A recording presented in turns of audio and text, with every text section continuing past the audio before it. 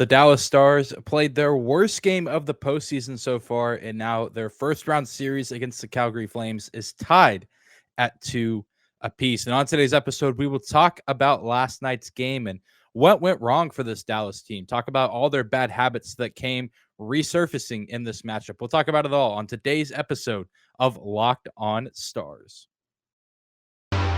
Your Locked On Stars, your daily podcast on the Dallas Stars. Part of the Locked On Podcast Network.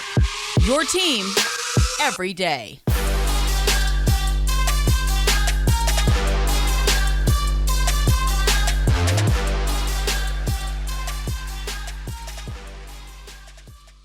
Howdy, Stars fans. Welcome back to the Locked On Stars podcast, the only daily podcast covering the Dallas Stars, part of the Locked On Podcast Network. Your team every day. I'm your host, Dane Lewis, your local expert on all things Dallas Stars hockey, credentialed member of the Dallas Stars media, coming to you on this Tuesday, May 10th. And whether this is your first time here or you are a recurring listener of the show, thank you for stopping by and making Locked On Stars your first listen of the day. Be sure to subscribe to our show, whether that's on YouTube or your favorite podcasting platform. We are free and available no matter where you listen or how you listen.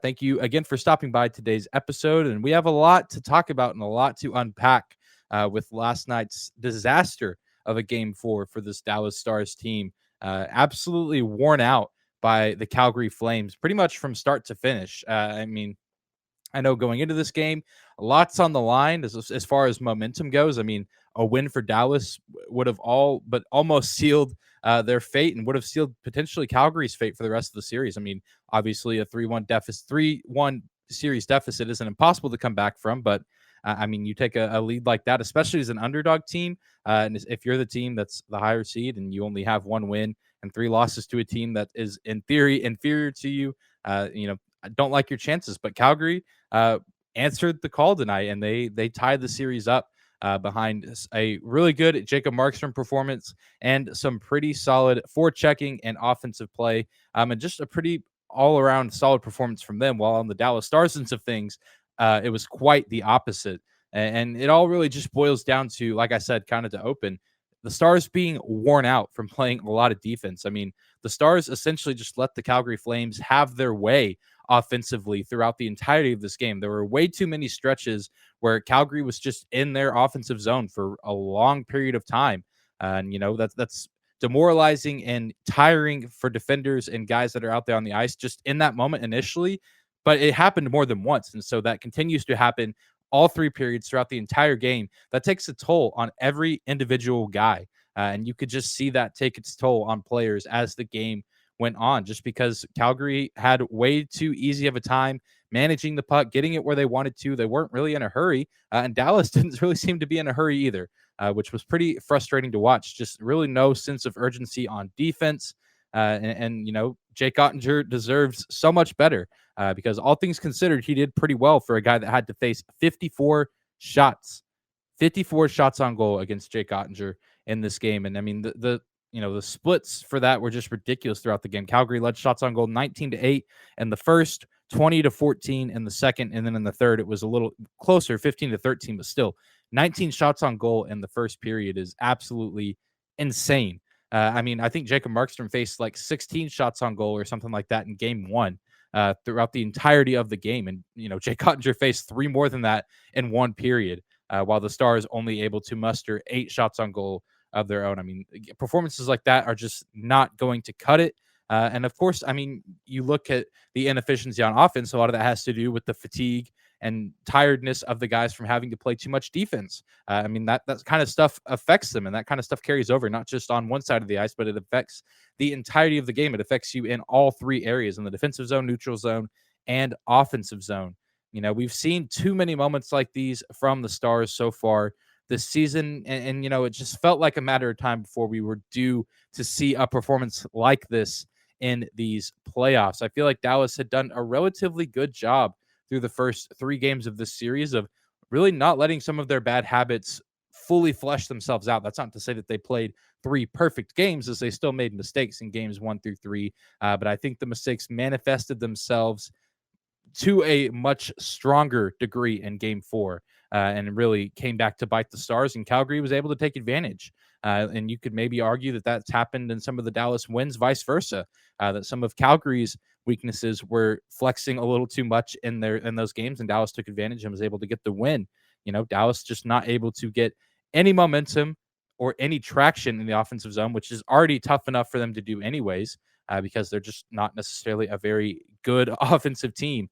But it all just starts with zone entries, which has been an issue for this team all season, and it's carried over to the power play in the back half of the year and into the postseason. And it's just maddening to watch. I mean, fans were booing the Stars pretty much every time they were on the power play because it's useless at this point. The power play is a joke.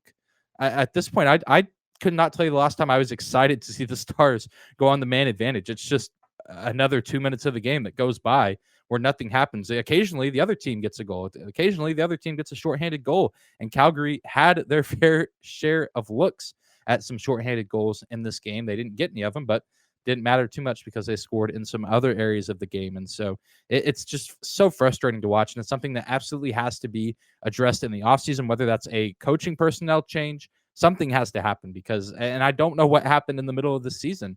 You look even pre-All-Star break, this was one of the strengths of this Stars team and one of the best power play units in the National Hockey League.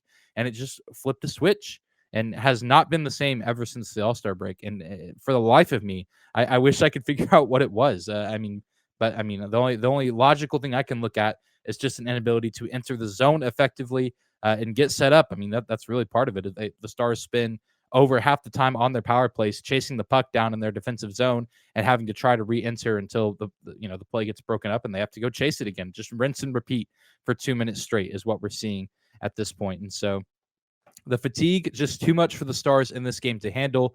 I mean, you got to give credit to the Flames for forechecking really well offensively and just wearing the Stars down. I mean, the hits were pretty even in this game. I think both teams were actually tied. 29 hits apiece, according to NHL.com's report.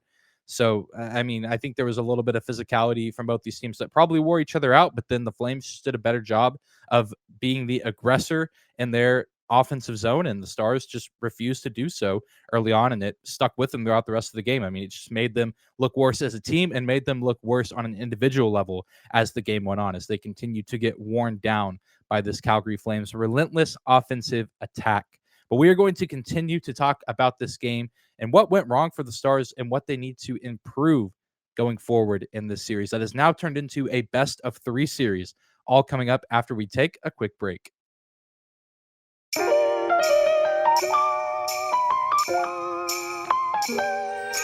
Today's episode of Locked On Stars is brought to you by BetOnline. Our partners at BetOnline.net continue to be the #1 source for all your betting needs and sports info. Find all the latest odds, news, and sports developments, including this year's basketball playoffs, Major League Baseball, fights, and even next season's NFL futures. BetOnline is your continued source for all your sports wagering information, from live betting, playoffs, esports, and more. Head to the website today or use your mobile device to learn more about the trends and action. BetOnline.net, where the game starts.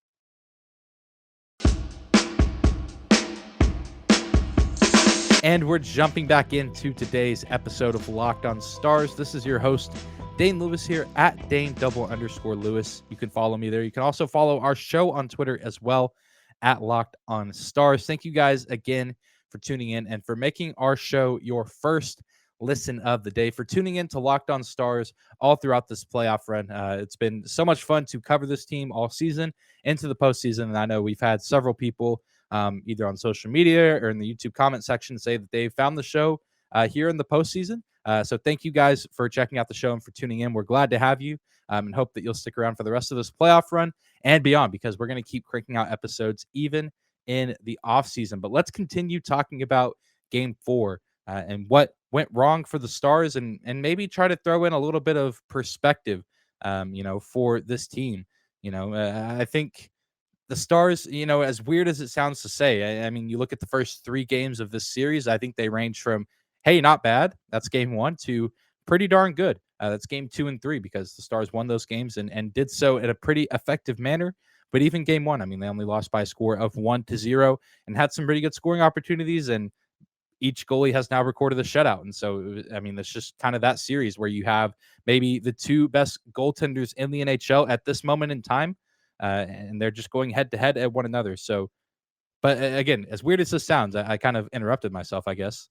Maybe the Stars needed a game like this. They needed a game like game four. I mean, like I said in the last segment, they were kind of due for this downer type performance where a lot of their flaws kind of flesh themselves out and put themselves in the light for all the world to see. And, you know, if it was going to happen, which I think it inevitably was going to happen at least once in this series, I mean, better now, the sooner, the better. I mean, better now than later. You know, I think it's the Stars kind of needed this kick in the pants. And, you know, I hope that this is the kind of game that wakes them up and really gets them going and kind of pushes that sense of urgency into that locker room of, okay, we were up 2-1 in this series. That's great.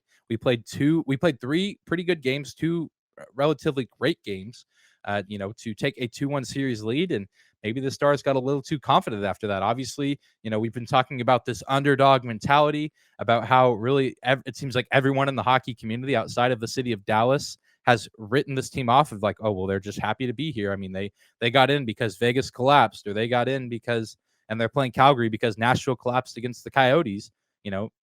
But maybe, I don't know, maybe they just took a little too much to the head in terms of confidence, which you want this team to play with a lot of confidence. But I maybe there was just a little bit of overconfidence going into game four of that this was just going to be a cakewalk for the rest of the series because they were up 2-1.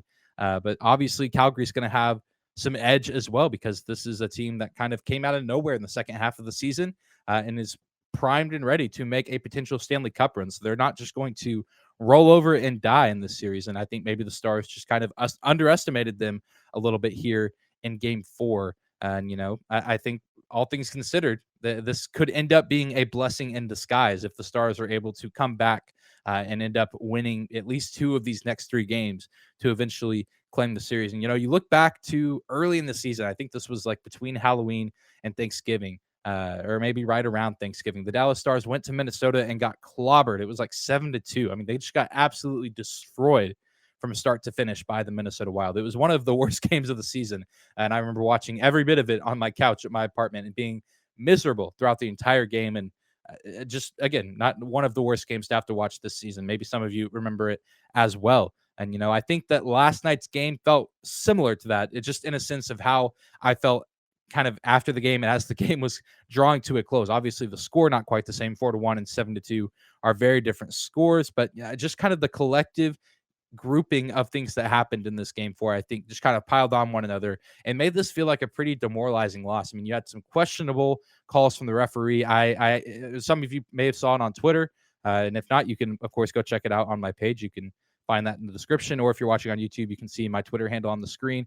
Terrible, terrible checking to the head call early in the game on Vlad Nemestikov. I'm not even going to say, oh, maybe it's an illegal hit. That's a 100% clean hit, shoulder to shoulder. Johnny Gaudreau is just built like a 14-year-old kid.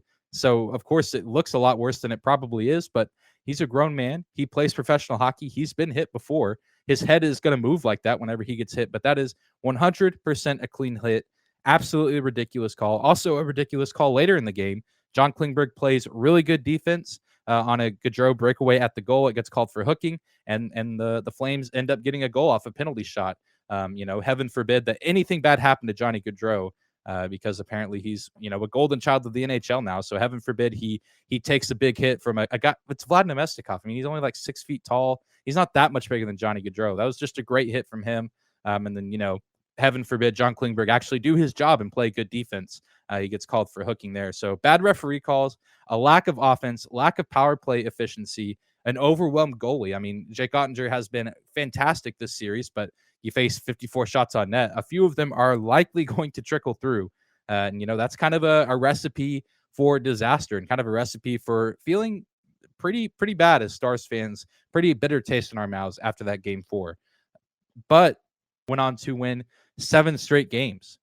That was one of the high points of the season for this team, rattling off some big wins. And some of those wins were against some of the better teams in the NHL, the St. Louis Blues, Edmonton Oilers, Carolina Hurricanes, all in that stretch. Colorado, I think they'd be in that stretch as well. So, this could end up being one of those things. This is kind of a make or break moment in this series for both these squads. I think it's fair to say that whoever wins game 5 will likely be the winner of this series overall. I don't think that's too far-fetched to say. So I think Calgary has captured a lot of the momentum in the series after game 4, but I still think this is an opportunity for Dallas where they're not out of it yet. This is a huge, huge pivotal moment coming up here in game 5. And hopefully Dallas will kind of forget the misery of game 4, learn from their mistakes, but kind of forget the bad taste in their mouth and move on and get back to playing their style of hockey in game 5. Get back to being aggressive on the forecheck, being aggressive on defense, taking it to these guys. I mean, obviously, they laid 29 hits, but they weren't out hitting Calgary. They out hit Calgary a ton in game 3. And I think it was very evident in that game just by the result and what the final score was. We just didn't see that here in game 4. And so the Stars just were not playing their brand of hockey on Monday night, and we need to see them return to form for game 5 if they want to shift the momentum back in their favor and win this series. We're going to continue to talk about the Dallas Stars and their mindset and what it should be going into this 5th game of this first round series after we take another quick break.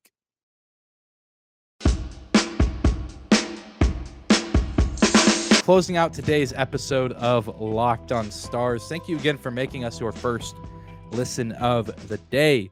Continuing to talk about some perspective going into game 5 of this first round playoff series between the Flames and the Stars. We talked about a lot last segment, and even in the first. The vibe right now is kind of doom and gloom. I mean, just given the severity of that game, not a whole lot of fun moments in game 4, which is always a bummer. I was in the building, got to be in the building for game 4, which was awesome up in the box. I don't think I've ever heard that building that loud at the start of the game. I mean, the fans were into it, even when the Stars were down.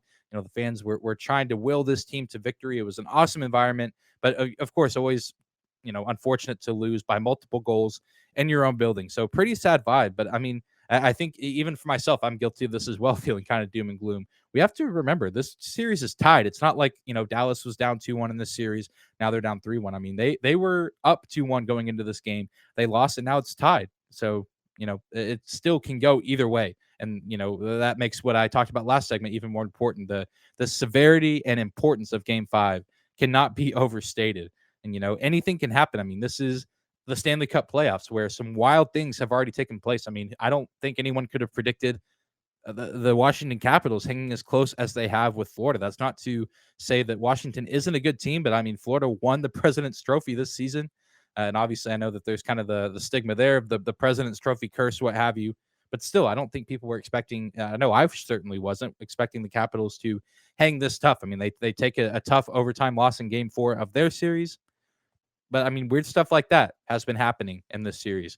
I think the Kings-Oilers series has maybe been a little bit closer than people anticipated. I know I personally wrote off the Pittsburgh Penguins going into this playoffs. I didn't think that they had. I thought maybe that they had one win in their series against the New York Rangers, but now they have seemingly taken the upper hand in this series. And I thought the Rangers could be a team that could have made it maybe to the Eastern Conference Finals. So anything can happen. I mean, the playoffs, then that's why we love them so much. They're so unpredictable. They're so insane. And so really anything can happen going into this game 5 on either side of things. I mean, we've already seen Dallas steal a game in Calgary by shutting them out. They got shut out at home, the Calgary Flames. The Dallas Stars got shut out too, but they were the road team. That happens every now and then. But to get shut out at home in the playoffs, I mean, that has to do something mentally to you as a team, I think, if you're the Flames. So there's still a chance for Dallas to come out as winners. And I think that's important that we remind ourselves that. I mean, we all have to continue to believe in this team. And the team has to believe in themselves as well and continue to work and say, okay, yes, game 4 was tough. It was a grueling game that took a lot out of us and we lost. But we're still very much in this thing. It's a tied series. A lot can happen and a lot can change between now and whatever the final game is, whether it's game 6 or game 7. And, it also, to put it even more perspective, I mean, I think there was kind of some debate. Who do we want in the first round? Do we want the Flames or do we want the Avs? And there were some people saying, well, the Avs don't have as good of goaltending, so maybe we want to go up against them. And it was like, well, the Flames have good goaltending, but maybe we match up better defensively against that team. And I think that getting matched up against Calgary might be the best thing that could have happened to us in the postseason. Who knew that the Nashville Predators absolutely collapsing in their final game of the season to the Arizona Coyotes could have maybe been the saving grace for the Stars? Because now the Preds are out of the playoffs. They just got swept by the Colorado Avalanche. Granted, they did not have UC Saros in this series, and I think that played a huge factor. I think that Dallas maybe gets a game with how if Jake Oettinger was playing, if we're playing the Avs and we get the Jake Oettinger that we've gotten in this Calgary series, I think maybe the Stars are able to steal a game at home, but maybe not much more than that. But now the Stars have a chance because they got matched up with the Calgary Flames, and the Colorado Avalanche. That's a team that you just don't want to have to play in the first round when they're healthy and motivated and on fire starting out the playoffs. That's just a tough matchup. And so, a little bit of fate, maybe a little bit of luck has already fallen the Stars' way, and now they just have to make their own luck. They still have a chance, and if this veteran core does their job, I don't think we will see a repeat performance from Game 4. I think if guys like Ben, Pavelski, Sagan, Klingberg rally the troops and they go back to work and practice and in the film room and with the coaching staff, if they continue to work on their game and work on their craft and look to get better within this series, I can't guarantee that they're going to get the win, but I think that we can be more pleased with the results instead of the results that we got on Monday night. So Game 5 is going to present its fair share of challenges, but this is yet another opportunity for Dallas to prove people wrong and overcome adversity. They've been doing it for the past 2 years. They've been doing it for the entirety of this season. And this is another fantastic opportunity to do it yet again. They have nothing to lose. Again, people are continuing to write the Stars off. A lot of people thought Dallas was probably going to get swept or lose the series in 5. And they're at least getting 6 games out of this, if not 7. And so they've already proven people wrong in that regard. And again, nothing to lose. Go out and play like it. Go out and play like you did in games 2 and 3. Take it to the Calgary Flames. Make that building silent. Make the Saddle Dome go so quiet because you're playing the best hockey of your life and making life miserable for the Calgary Flames. I hope it's what we see in Game 5, and no matter what the results are, if the Stars play the way that they did in games 2 and 3, I think that we can be pleased with their effort and just take what we can get from them. And the results will just work themselves out. But the Stars just need to bring it on there and get back to playing their style of hockey. But that's going to do it for today's episode of Locked on Stars. Thank you so much again for tuning in and for making us your first listen of the day. Be sure to subscribe to our show on YouTube as well as your favorite podcasting platform. And if you're listening on your favorite podcasting platform, be sure to leave a rating or review if you like what you hear. You can also find me on Twitter at Dane_Lewis, and of course our show on Twitter as well at Locked on Stars. Be sure to tune in tomorrow as we will be previewing and getting you ready for Game 5 of the series, the most important game of this series up to this point. And it's going to be a great game, and I'm excited for it, and I can't wait to see you on tomorrow's show, Stars fans. Have a great Tuesday.